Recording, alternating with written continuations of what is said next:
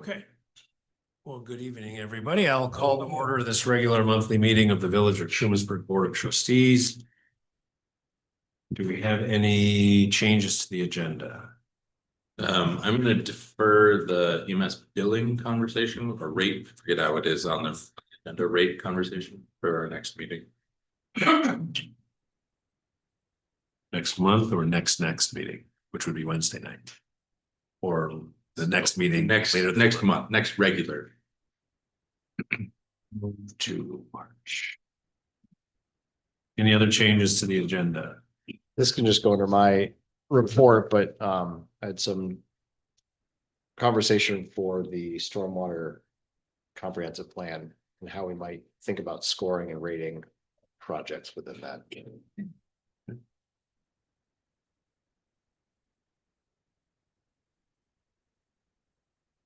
Okay, if there are no other changes to the agenda, we'll move to item 3, which is our consent agenda.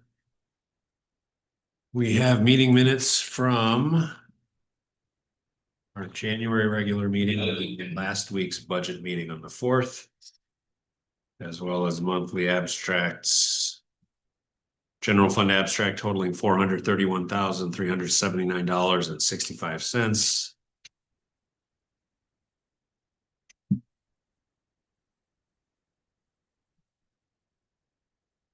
Water fund totaling $14,485.88.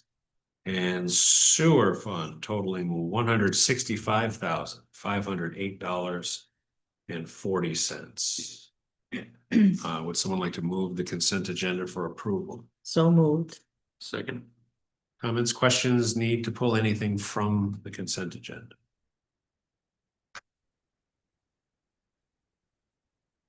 Hearing none. All in favor, please say aye. Aye. Any opposed? Any abstentions? Okay, item number 4 is our first public comment period. If anyone is joining us online and would like to comment, I have turned off the ability of anyone to unmute themselves. So please use the raise hand feature, and then I will send you an invite to unmute and you'll have to click accept. This is our effort to avoid Zoom bombing. So if there's we have a couple members of the public present in person, a few online. So if anyone has anything they'd like to comment on at this time, please, let's proceed. Waiting to see if any online hands go up.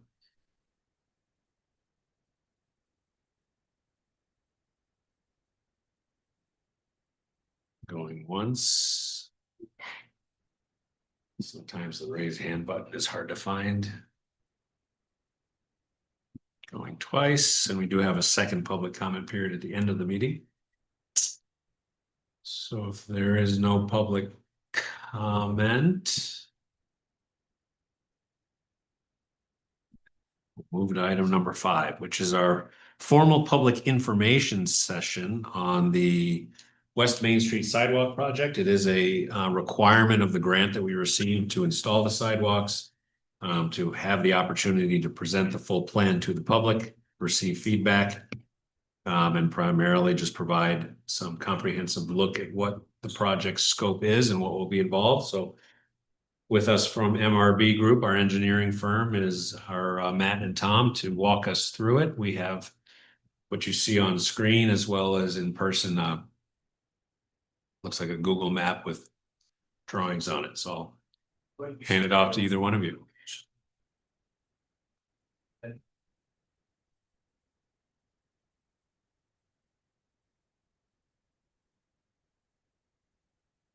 It's easier to take that out. Oh, it is? So you can. It's up to you.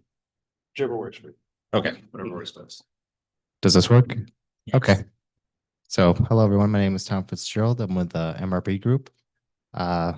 So if for everyone that's seeing that, the front page right here is a conceptual view of the sidewalk. It's a quick overlay, so you can see there's a spreadsheet of each sheet representing a certain street, certain stations on the road. So you can see that going from sheet C1 all the way down is West Main Street, and then C2 and 3 are the East and West Seneca Street. Oh. You sure? Okay, thank you. But yes, that's the overall layout of the conceptual view. If we want, we can go through each slide real quick if possible.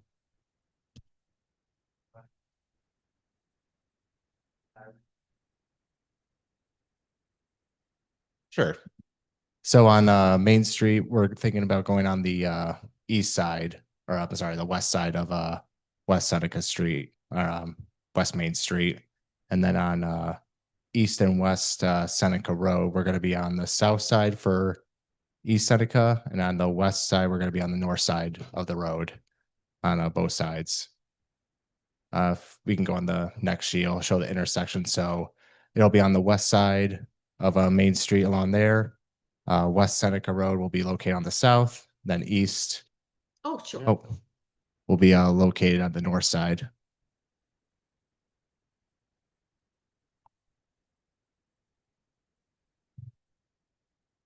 I'll just let them, let them view it if there's any questions on that end. So it'll basically run from like where the farmer's market is up to Seneca Road Correct. Yes. Take a left. and take a left Both ways. towards Yep. Compass. On both And- sides. And also a right, like, I mean, this goes both ways. Right. Yeah. Across the street and then across the street. Yeah, so across on, if you're going on East Seneca, it'll cross over, there'll be a little corner on that end for people to cross over and then be able to cross on West Seneca and continue on going towards the farmer's market. So if we keep going to the next sheet, pretty for DOT, they have it on, they do 11 by 17, so it's kind of a smaller sheet size, smaller scale size. So what we try to do is avoid the curb as much as we can because we understand that there's a paving job that's going to be happening that DOT is working on. So we're trying to avoid as much as we can to get behind the curb. And most likely for this project, there's going to be a lot of signage, relocation removals as you go down West Main Street. If you go to the next sheet, yeah, same thing. So you can see the sidewalk kind of overlaps a couple of the signage locations as you go down. We try to keep it roughly center line. I believe it was at 25 feet from center line road back at curb. So average green space from curb to sidewalks about 3 feet minimum, 8 foot maximum. If we keep going down, next sheet, same thing. Go down, maybe some slight curb adjustments if needed, just at the corners, just so there'll be crosswalk be added along there. Next sheet, yeah. Yeah, same thing, just behind the curb. Yeah, you can go to the next sheet. Nothing new on this one. You can go to the next one. So for this one, we try to avoid for like the power poles, got to coordinate with NICEAG. So the goal on this was to either thin the sidewalk around at a 4 foot minimum, or at least like try to maneuver around the sidewalk if we have to go offset by 1 or 2 feet. So like for instance, like this one, we're trying to go around behind the power poles to avoid any issues if we have to deal with NICEAG later on.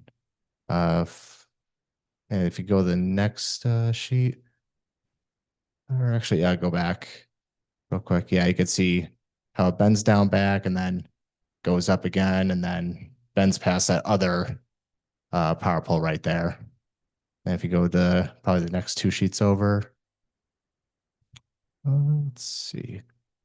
Don't think there's any really big power poles that gets moved. I know, like I said, there's going to be a couple of signages, a couple of landscapes that have to get moved over.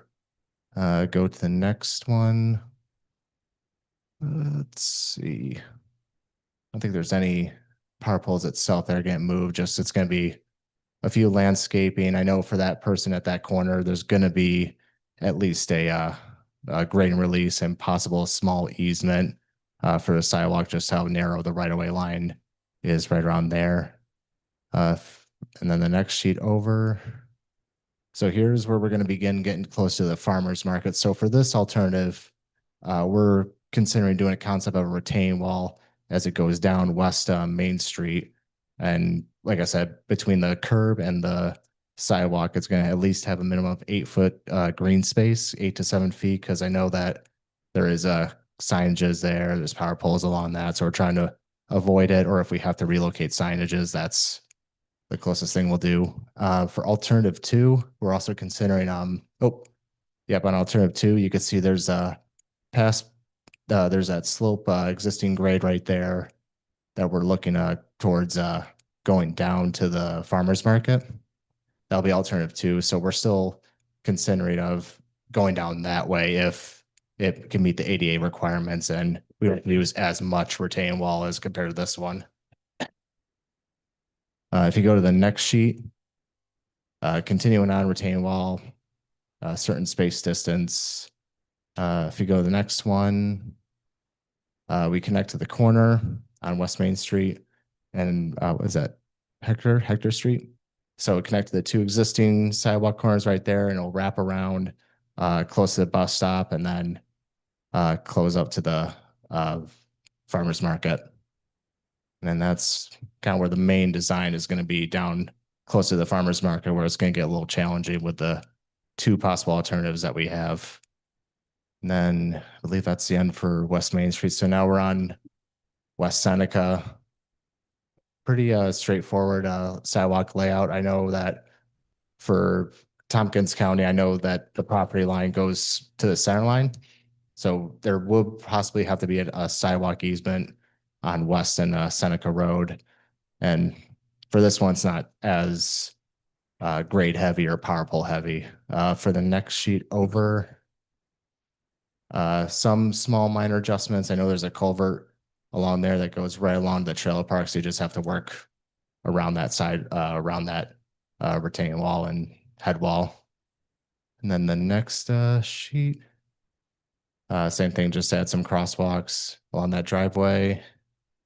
If you go to the next one, there's a few power poles, just have to work around.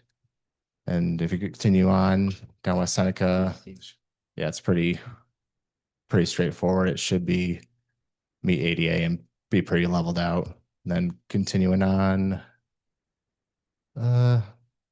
so this one, it ends right at the trailer park at that corner. And that's where we'll end it right there. And then the next set we'll go over to East Seneca Road, and that's where we start from the corner of West Main Street, West Seneca, and continuing down. So this is right where the church is. And if you keep going down, it'll do some small minor drainage adjustments, similar to the other side of Seneca. Possibly we'll need a grading easement since the center line of the road is where the property ends. And then I think if you go to the next sheet, or if I believe that should be the end. So that's mostly what the conceptual layout would be for the sidewalk.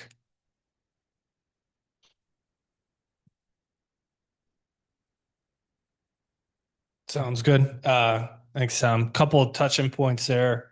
The mayor touched on funding coming through DOT and the TAP component was applied through for the safe routes to school. So ultimately, this project running sidewalks along Main Street, at the completion, there will be full sidewalk from end to end of Main Street.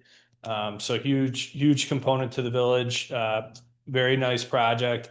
We'll also connect the mobile home park, the Compass Mobile Home Park, to Main Street, providing safer access.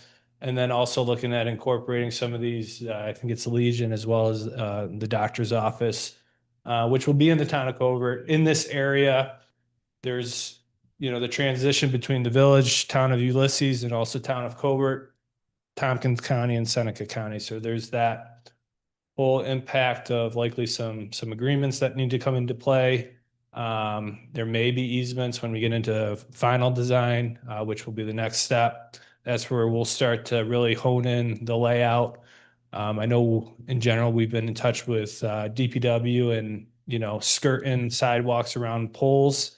not necessarily the most desirable from a maintenance aspect. So, relocating utility poles is not uncommon. And if we have to go that route, then we'll coordinate with the utility and go from there. So big thing is, just let the public know the project's coming. Right now, and probably in the next couple weeks, we'll be wrapping up the preliminary phase. We'll have a submission to DOT that we'll coordinate with the village. At that point, we'd be looking to request funds become available for final design through DOT. Those funds would become available so that the village would be able to receive reimbursement, upon that approval process. And really from February to say August, design will be full on. We expect that if we're going to be looking at a retaining wall, we may need to do a geotechnical boring down by the farmer's market.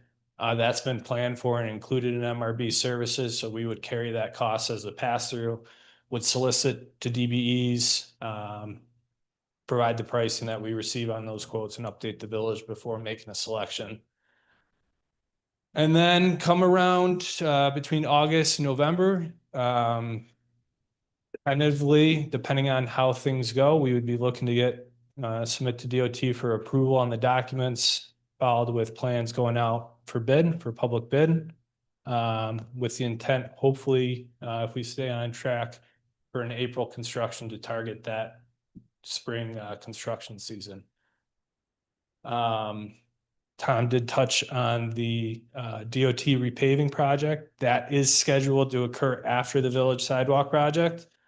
Part of our design efforts is going to be get right into the weeds with the state and understand what's in their scope, what's in the village's scope, make sure that the designs are coordinated and that we don't have overlap. So things such as crosswalks or curbing may be more appropriate for the state project rather than the village paying to have those components installed and damaged or ripped up after the fact.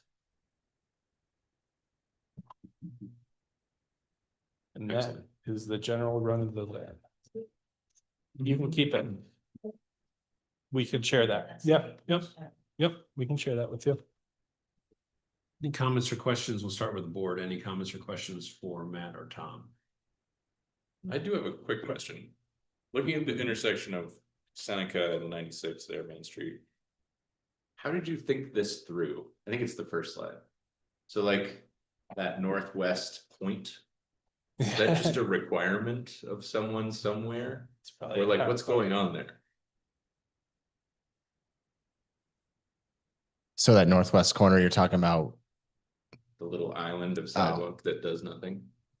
right? It's, yeah, because it Cross- connects, Can't cross diagonal. yeah. Oh, sure, but like why not on the southeast side? Or like what's the thinking there?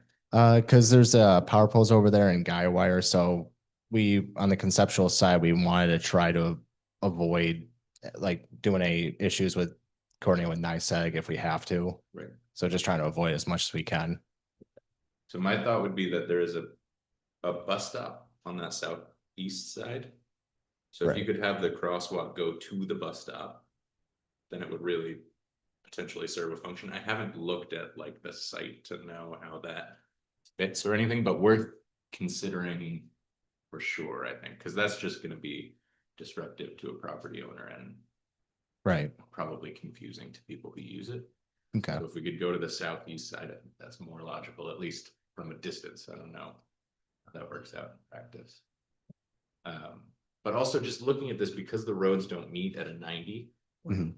there's like, it feels like you're walking a football field, like to cross there. Right. Is it possible, and this is, I assume regulations somewhere dictate whether this is possible or not, but to move the crosswalk lower where like the actual cross, like the distance to cross the road is shorter? Do you know what I mean? Like, Oh, go ahead. sorry, that's difficult to explain, but like if you, You're saying like put it here? I put it right no, there. no, down on Main Street. Yeah, like if you crossed, down. Oh, there. you're saying cross here to Yeah, here. so you could cross where it's shorter, rather than like making pedestrians walk across the maximum amount of asphalt. Go shorter, is that possible? Most likely not just because of the grade, but also right where that cursor is, that's right where that power pole and all the guy wires are. I think there's like at least like 3 or 4 guy wires that are crisscrossing everywhere. Yeah, yeah. Yeah, This way. So the other thing that. but yeah, Oh, I see, yeah. Yeah. So the other thing to keep in mind here is, we're at a conceptual stage. Mhm. And understanding what DOT requirements will be, will they be signalized crosswalks, the flashing, press the button? Right. Provide drivers that notice, or will it just be signage? Line of sight will come into play there too, so I expect that. There will be some updates and DOT may have some input on. Yeah, things. Well, I expect that. That's why I wanted to make And sure that, location, so Yeah. valid point, so. yeah, just something to sort of file away as you're, right, Yeah. continuing to hone it down. But as much as we're, trying to keep budget, maintain, not have to move poles unnecessarily, the poles were known to be in the potential alignment of the project, and that was ultimately planned for with the grant application. If we do have to move a pole, is there like a cost associated with that? Like, what does that look Yeah. like? Do you have a sense of what that is? I do, because DOT has unit price costs, so I Oh, would nice. have to look back and share that. They have some reference, we do the grant application, they have pricing that they look to see. yeah, with item numbers and all that. I will say, for what it's worth, not to beat a dead horse here or to keep going, but just to me, this is forever infrastructure. So if we have to pay a certain amount to get a sidewalk that makes sense that people will use, Sure.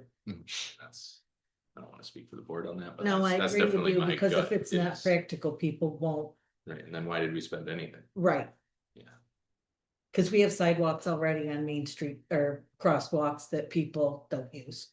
Already, because they don't want to walk over and over to use them, so I see your point.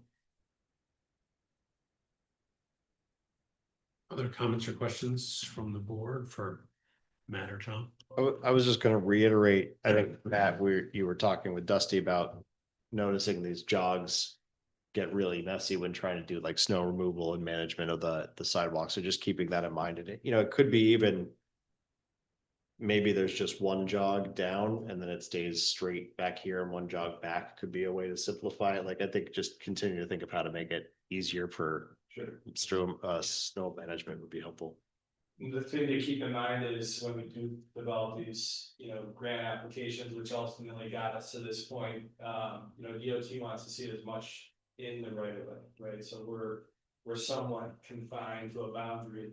If reasons or situations do occur, we have to go out, if it's maintenance or the cost benefit of moving a pole versus, considering an easement with a homeowner, that's where, we can provide those options and outline them to the village and weigh what works for you.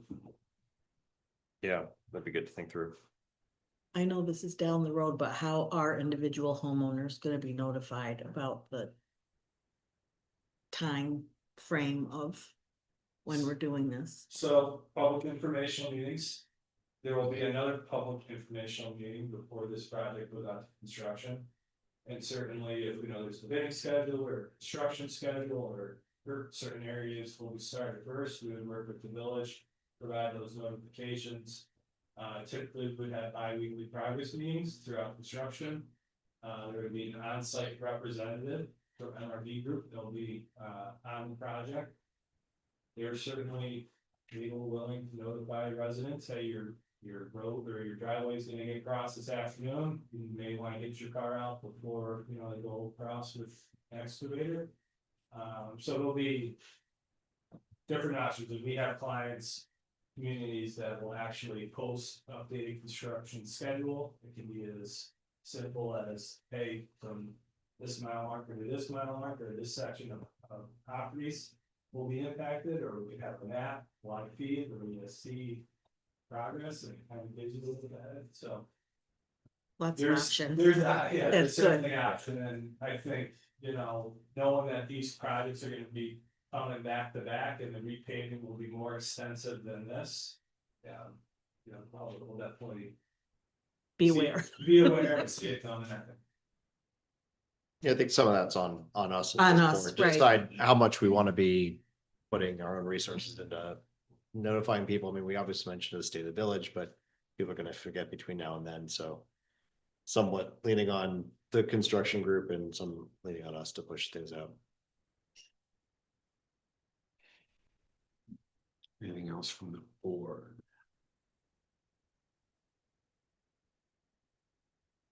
Questions or comments from the public? Yes, sir. Just two questions. First of all, are these drawings available for people to look at? They are now, because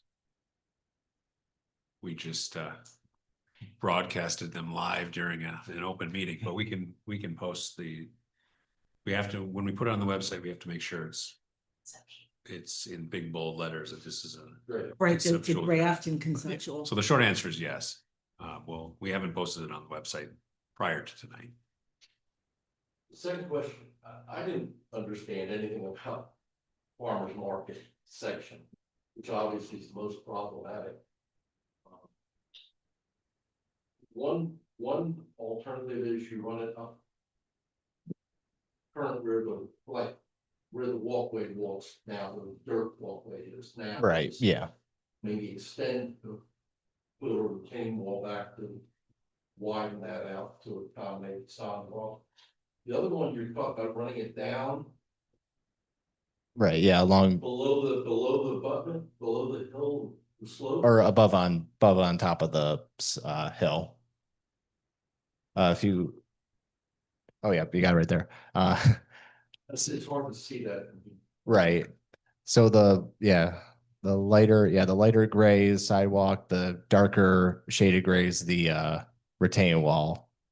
Would start, right up there, and it would kind of be right at the elevated match at right where the face of the curb is. And it goes along it. And it'll be kind of right roughly at the height of where the road is. The sidewalk will be. It's not on this drawing per se, but yeah. Yeah, it would be if you go back, the alternative, which is not on this conceptual drawing, it would be if you zoom right at the front of that retaining wall and scroll to go to the top of the page to the left.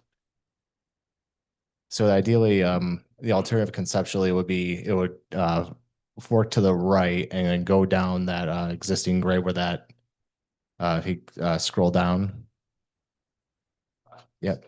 Yeah, pretty much follow the bottom of the slope, meet the ADA requirements, and then go to the bottom of where the farmer's market is. And then climbs back up. Yep.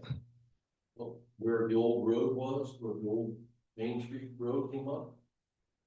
Not the old yes. Main Street, but whatever it's called. I guess I'm not quite following that.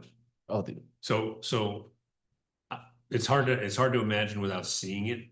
But if I'm understanding correctly, the potential alternate, which I'm not a huge fan of, but the alternate he's describing would actually run down the slope behind behind the guardrail. So if you're headed Mhm. towards the post office from the fire hall, the sidewalk would run down behind the guardrail through the farmer's market. And then I don't know where it would terminate, if it would terminate at the bottom of those stone stairs. And then you'd have to loop it around the stone stairs to hit the cross pad to the post office. So Right. It's interesting, but. So both ways, it's still up at the street level pretty much. right. No. No. Second Planning on way running it would, down. second way would slope Yeah, down be at the into bottom. the farmer's market. Right, So the first option, which is what you're seeing, is you're gonna have your edge of pavement, curb, guardrail, sidewalk, and then a retaining wall that's gonna have that elevation. There would probably like to be guardrail so that there's that safety protection, not a handrail, but there's gonna be a drop off, but that would hold back that bank and that roadway. And obviously the retaining walls and the linear length of this retaining wall, they can get, costs can start to add up, so. Just at this point, it's good to look at alternatives, it's good to get feedback. And, you know, we got a budget that we need to work with, so. Yeah, that would be interesting. Other comments or questions from the public? Again, if you're online and have a comment or question, just use the raise hand. I have the opportunity to say this, not knowing anything about anything, but I would almost be curious, I'd be more curious to see it going on the other side of the street, maybe even crossing over somewhere than going down into the farmer's market. I think that's gonna be pretty disruptive to come down through there for all the uses we have in that area, but that's me not knowing anything about what the other side of the street looks like. Yeah, on the other side of the street, you know, we are contesting with utility poles here. The other side of the street, we're dealing with water. And water certainly known to break, need to operate valves. Having access to your water main, you know, personally, I think that's key and critical. Certainly can look at it. We do have, you know, survey grade information now that we're at this step. So we can evaluate and look at it.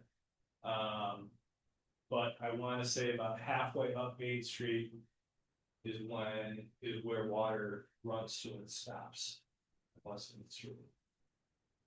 Before it heads, it's like right around Meadowview Drive is where the water stops on the northeast side of Main Street.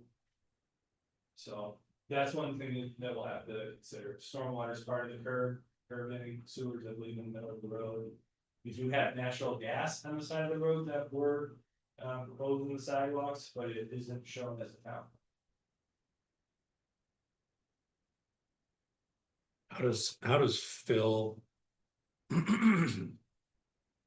How does Phil and riprap? Compare cost wise? You're talking a lot, Phil, but if we were to basically bring that bank into the farmer's market. Yeah. Yep. How does Phil and riprap compare cost wise to a retaining? It would be less expensive. We'd probably look at like a Gabion basket type of system where it's the wire mesh filled with stone. There's all different types of means and methods to have that mass to hold back the bank. So it doesn't need to be your standard poured concrete. But you know, there's new stamp concrete, you can make it, you can get it a feature. There's all those things that can be taken into consideration, but the stone and Gabion basket is one of the more cost effective approaches. But we'll need to have a guardrail, not a handrail, but a guardrail anchored somehow to that top course.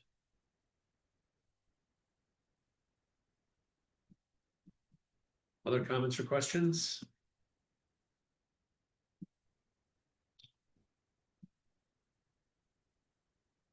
If you have any feedback and don't have the opportunity to comment tonight, you can always email us. And thank you much. Thank you. Thank you. Thanks, guys.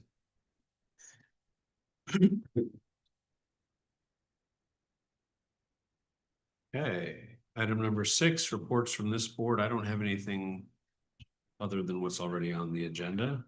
Marcia, do you have anything for fire? I don't, because we had a budget meeting the night of the fire meeting, so I don't have anything to report right now. Ben, EMS Youth Street Tree. I don't have anything other than call report, so just run through that quickly.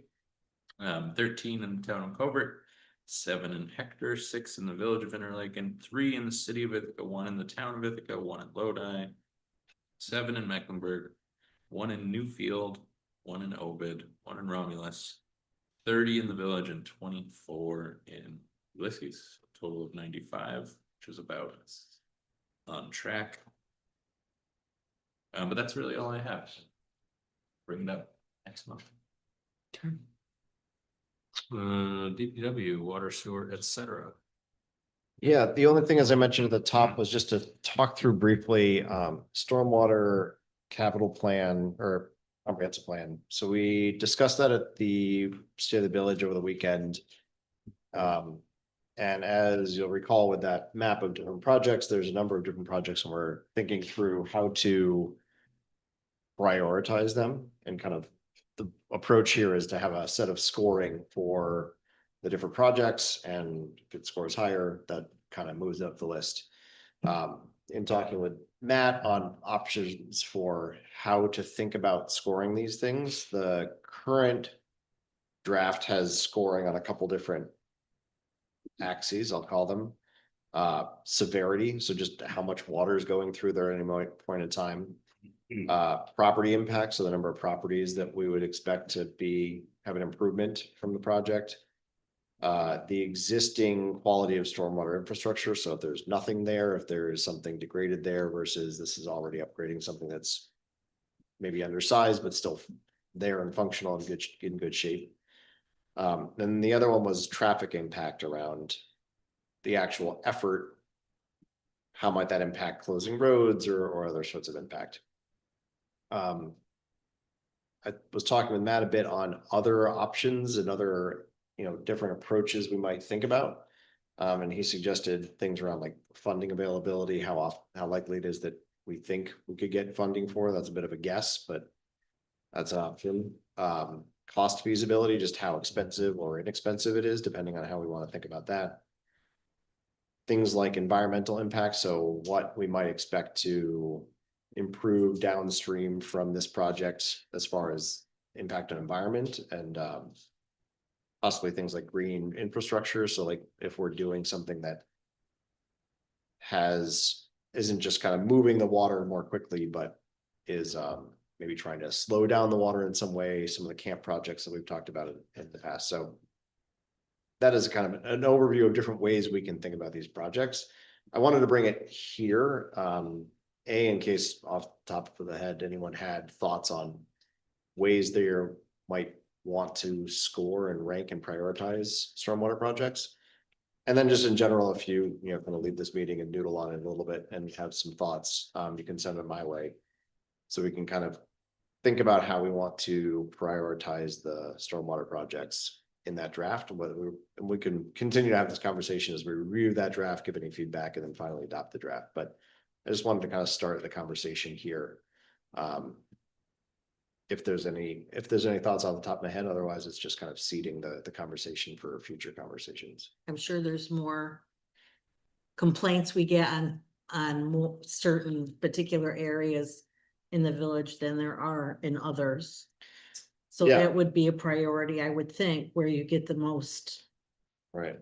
complaints of where the water's going and ending up. Yeah, certainly. We were asking for more feedback from that even at the State of the Village. So. Yeah,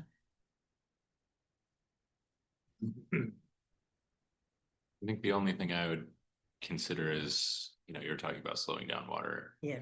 and any like meaningful leverage we could have on lake quality, right? If there's some way that we could do that, I suspect there kind of isn't. Well, I think But slowing. there's a point where we. Yeah, could, the slowing it down. I mean, that was kind of the environmental impact part. I think slowing it down certainly makes a difference. Anytime you slow it down, you have an opportunity to drop things out of the water, and therefore you're bringing less silt, less whatever else it's picked up into the lake. And so that can be a benefit from that perspective. So I guess what I mean more is like if we're prioritizing like impact areas, that if that was on sort of a scoring rubric, right? Obviously, we could sort of do that across the board to some degree. But there's been some projects where it's like, what level of infrastructure are we going to build? Do we have to build real infrastructure other than just culverts and that kind of thing? So if there's a way to actually meaningfully process, maybe is the wrong word, but a large amount of water, that would be potentially a priority. I haven't really looked, right? Yeah. You're going in the trend where it goes. But that, I think the answer in my mind is any place where it slows it down. So that would be some of the stuff we're talking about at Camp Street. That could be things like, having it run through bioswales or some other sort of area other than just straight putting in a pipe and go as fast as it can. So is that kind of what maybe that's part of what you're talking about. And I think if you're talking about even bigger than that, if there's something outside the box that comes up. Right. Right. It's all like a hub and spoke. So if there's one way to capture more water and slow it down with some system like that, rather than just, like one of capillary off to the side. Like what would bring the greatest amount of impact? What would be the most impactful? Yeah. Yeah, I think we're kind of both pointing at like environmental impact. So it's not just like impact to people and properties, but it's also looking at the broader impact to our creeks and our lakes and having that as a variable in the calculation. Right, yeah, yeah.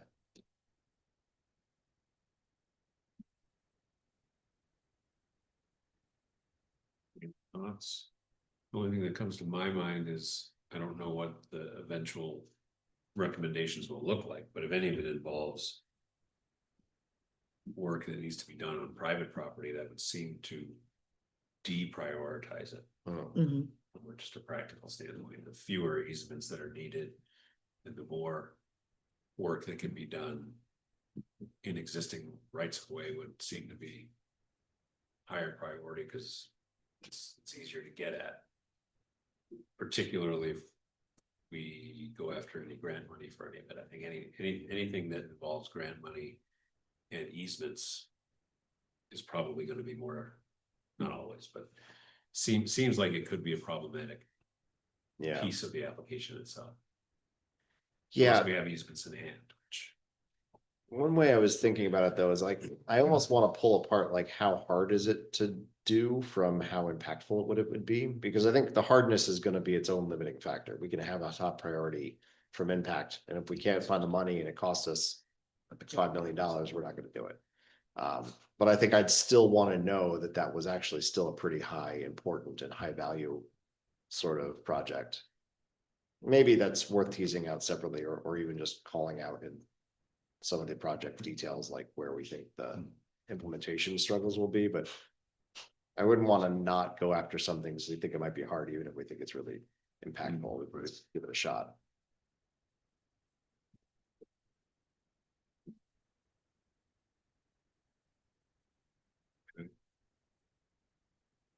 yeah, well, I'm interested in looking forward to seeing the plan when it is presented.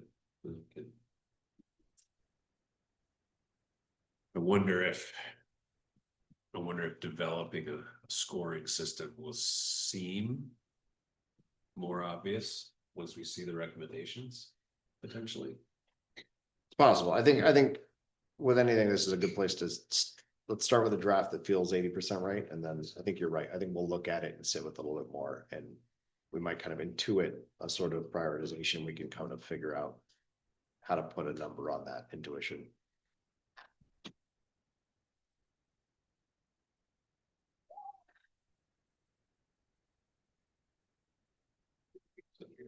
That's all for me. Yeah. Okay, police, Joanna, anything since Saturday?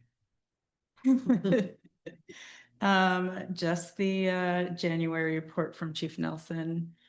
So for January, we received 287 calls, service calls. 2 calls were outside of the village within the town of Ulysses. And they were both mental health and welfare checks. And then so criminal investigations, there were 3 harassments, 1 domestic dispute, and then 2 executed bench warrants. And then for non-criminal investigations, there were 114 property checks and 117 traffic enforcement traffic stops, with 63 of those being issued a ticket. And that's pretty much all I have. Okay, No other updates. great. Clerk treasurer. So, yeah, there's, you probably did notice when you looked at the abstract, the sewer abstract is higher than we typically see, because on abstract 8, I had erroneously attributed that bond payment to the water fund. So that's the correction with the review. Now I just want to make sure that that got in the minutes, which is really what. And out of the months, just budgeted Novus to 2 days. And I do want to give my thanks to all of you for migrating to SharePoint. It has made it really for just overnight. So much easier. Okay, 2 days. Before we move on, I do want to mention that Rachel Osland, our new county legislator, is here. If we've removed the reports from representatives piece because no one's ever here. And then we very much appreciate your report. I think that's a great way to get us information. So if anyone, not to put anyone on the spot, but if anyone did have questions, Rachel wanted to attend to the meeting. You get a chance to read her report every time she sends it out. I do find that format helpful, so thank you. But anytime anyone does have questions, send her an email. Did you have anything else for us tonight?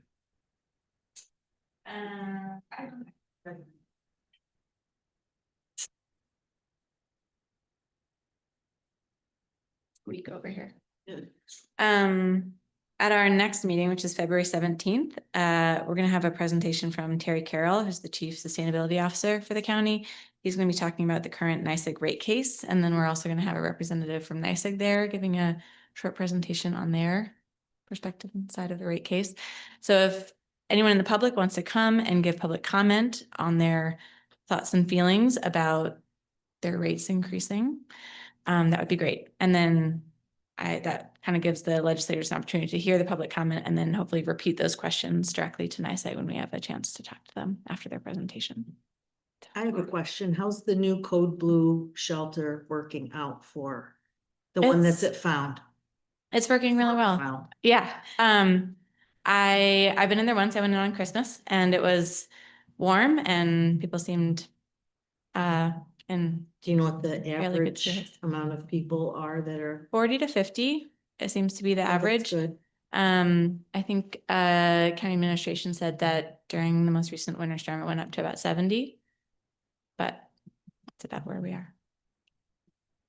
We were talking about that in the office, but that's also because there are other, it seemed low, but that's because there are other shelters open. This is an additional shelter, right? Yes. Yeah. And I'm still learning how all that's divided, but we are still housing some people at the roadway and there are other places that people get housed for Yeah. different reasons. But the Code Blue shelter, Is a specific, yeah. yeah, And I think I've asked this question before, but is there any community service that goes around to make sure people are off the street when it's like -1?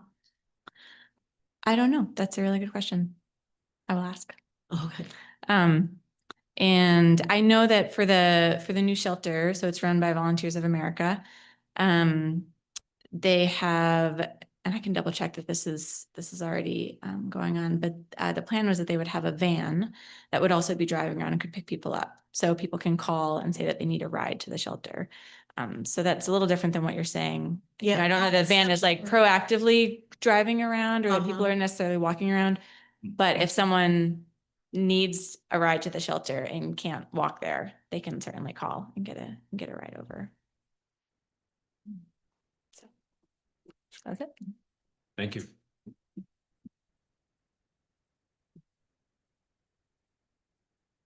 Moving right along, old business, senior property tax exemption. We had an email from Jay, didn't we? We did. Jess, and I'm not finding it at the moment. Did I put it in about I just sent it. I can search champagne. Do you want me to drop it in? Or do you want me to forward it to you? You can drop it in there. Right, because there's a report. Wait, one.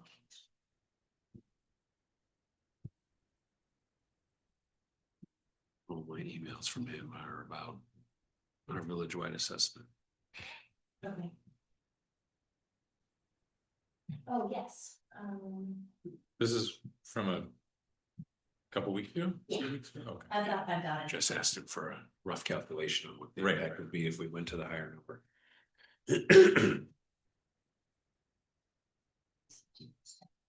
Yeah, it's in there now. 2025 EIR is right in the agenda packet. Let's see it. You do it or not? I do. Yes, I believe that's what you're looking. So exemption impact report. He did send some other things about what other municipalities are doing, but is this the numbers? This is not what I was looking for, but in the email that he attached, he had this attachment. He did some math for us. Okay. I'll just forward. So it Did comes you to the find it? top. Yeah, yeah.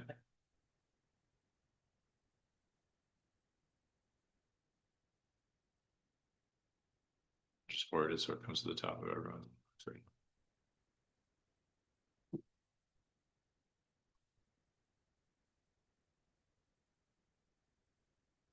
Yeah, he did. He Should be there. So for those taking notes at home, some of the exemptions for senior citizens that the village already allows for have had certain financial limits. Those limits have been increased by New York State, which we, the village, would have to affirmatively opt into, or we can keep the exemption amounts the same.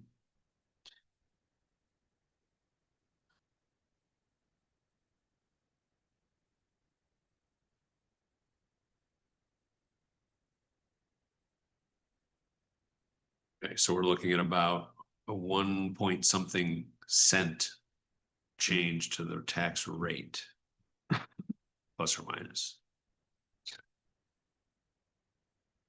Yeah, it was $3.34 increase in the median house tax bill. Based on last year's budget. Yeah.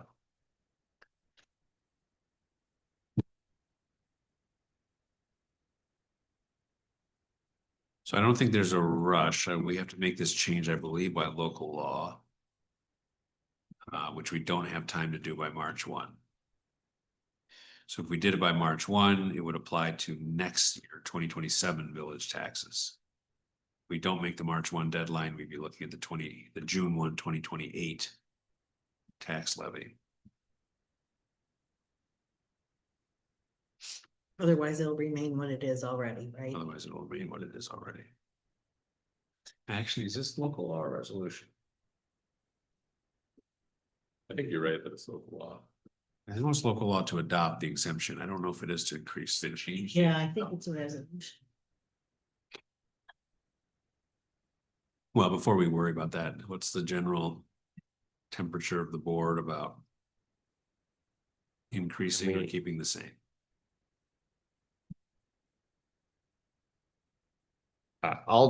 Yeah, so I'd be curious to figure that detail out, but I will say that I'm very open to this. I think we hear consistently the pain of all costs on people on a fixed income retirees in the village. And I think for those that this isn't for all of them, this is for folks that are over a certain age and a certain income threshold. And I think people that fit all the criteria are people that we should be thinking quite a bit about and how we help offset costs there. I think I am very in favor of a modest few dollars increase in people's tax bills to make a meaningful improvement in that demographic. So I'm in favor. It must be law.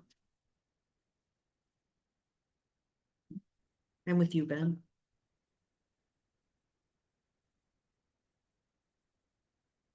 Given how small the change is, I think I'm happy to just go with the majority on this one. I don't feel strongly one way or another. I don't think $dollars a year is super meaningful either way, so. Well, it'll be a couple dollars to people to offset the cost of I think I'm assuming a more substantial impact to the people that would qualify. Right. I don't know that number. Oh, right, yeah, that's total. Yeah, I don't have that number off the top of my head, but Yeah. but I guess we could kind of somewhat back into it. Through some of these numbers, but that would Well, take a that's the second. levy. Yeah. If we were revisiting this with the budget in front of us, it would be very that- easy to make that. calculation, yeah. But don't have it here. So I don't know how many people this would be spread over, but he was talking about just shy of $300,000 of total exemption that we would see in our tax levy. That would be split over however many households. Looks like it's 24. Or if you include everyone, it's actually 30. This is the I think, adjacent property. right. But this would be increasing Oh, good that point. to Yes. include new households, and I don't know the number of households that would then be. Oh, Oh, because they raised the, yeah. But it's gonna be more than a few dollars for those folks at the very least. For them, yeah. Yeah, it's probably in the few tens of thousands, if not a few thousands at least, I would imagine, not dollars. It's that. No? We would have to look. We'd have I to don't, look. I don't want to throw it. Fair enough, yeah.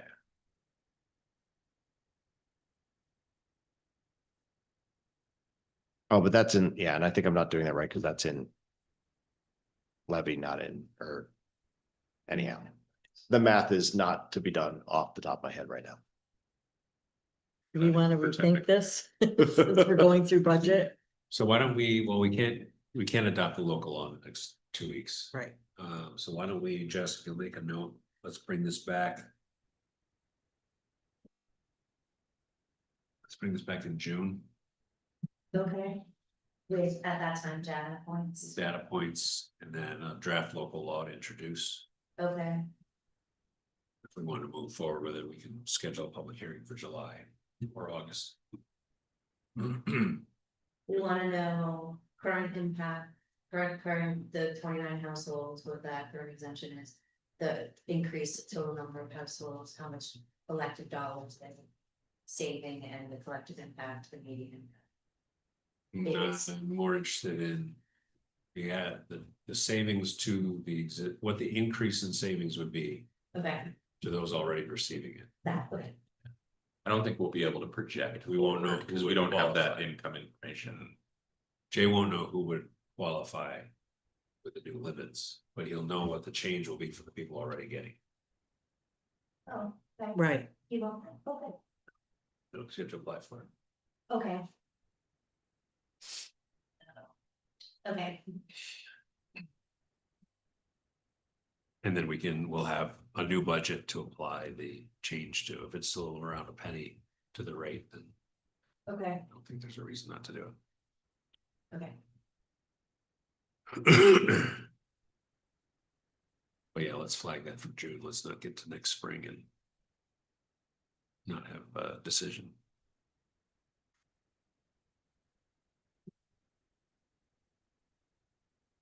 Anything else for old business? Any other items? New business, we have our annual tradition, going back a long way now. I'd like to introduce and set the public hearing date for a local law to allow for us to adopt a budget which would exceed the tax cap, which we have not exceeded the tax cap every year since this law was passed, although I think most years, but not every year. But we have adopted this law every year to give us the flexibility to exceed the tax cap. So we will consider the local law introduced. And let's set the public hearing on it for. When will the notice go out, Jess? Tomorrow, 2 days post to, so digital tomorrow, journal publishing in 2 days. So you meet the requirement for the version.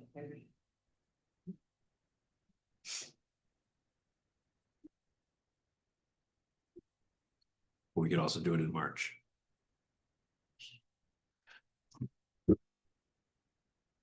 Anybody have a preference? End of the month or regular meeting in March? Kind of prefer regular meetings for laws, but Mhm. That would be Sounds my gut too, is just that this is a true public input moment. Sounds good. so the public hearing date on our tax cap override local law will be March 9th. 2026. You'll get that notice tomorrow.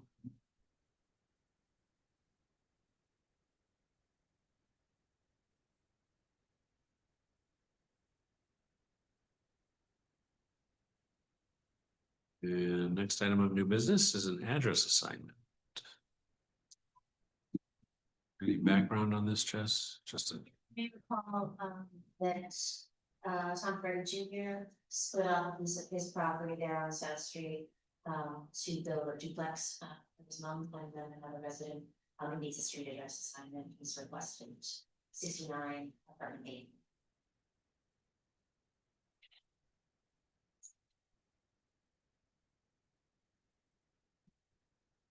okay, we have a resolution before us for the purposes of Tompkins County Department of Emergency Response, 911 services, emergency services, etc. The Village of Trumansburg Board of Trustees would approve the designation of the addresses of 69A and 69B South Street, Trumansburg, New York, 14886. The duplex located on tax parcel 9-2-6.1. Someone like to move that? So moved. Second. Comments or questions? Do we do any validation verification that we also think that that should be the number? Yes, the proposal at the tax parcel mass consults with the code officer, make sure that the number makes sense, should any further division occur, that you don't end up with 69 maps. And then the street address is available. Wonderful. I love that answer. Thank you.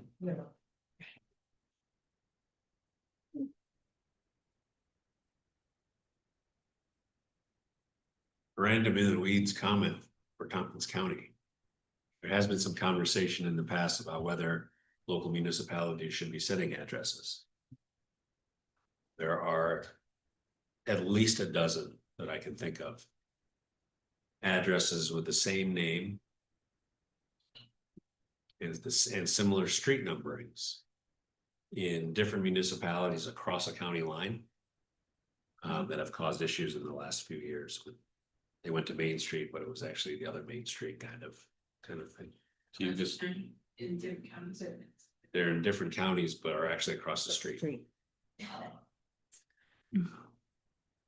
I think local municipalities, I have not sensed an eagerness in local municipalities to want to give up their street naming, but I'm eager. Does that from count? a regional emergency services standpoint, it's a thing. I think we got dispatched to like Union Springs once, but it wasn't really Union Springs. And I just know that every time I map the EMS calls, they all cluster in Interlaken. You know, there's like a Main Street and a Cuba Street, and like all of our streets also exist in Interlaken, and it's just like, what? Immensely frustrating. Well, that digression aside, any other comments or questions? Hearing none, then all in favor of approving the address designation on South Street as presented, please say aye. Aye. Any opposed, any abstentions, any other items of new business? You know, I should have mentioned in my report that the Trumansburg Food Pantry is really shouting out, how much they have available. And to remind everyone that, to tell all of the friends or people you know, there's no judgment, there's no residency requirements, there's no income requirements. It's every Monday, donations are always welcome, you can donate if you want to participate that way, but they're ready. It's every other Monday? It's every other Monday. Sorry, I said every other Monday.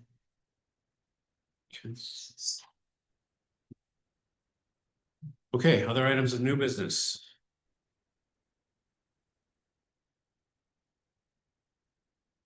Be in danger of being efficient tonight. Second public comment period. Any members of the public have any comments they'd like to make? If you're online and have a comment you'd like to make, just hit the raise hand button.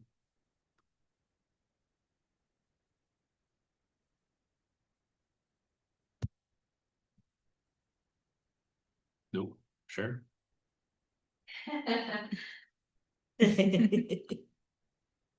Okay, last chance. Any folks online who have a comment or a question?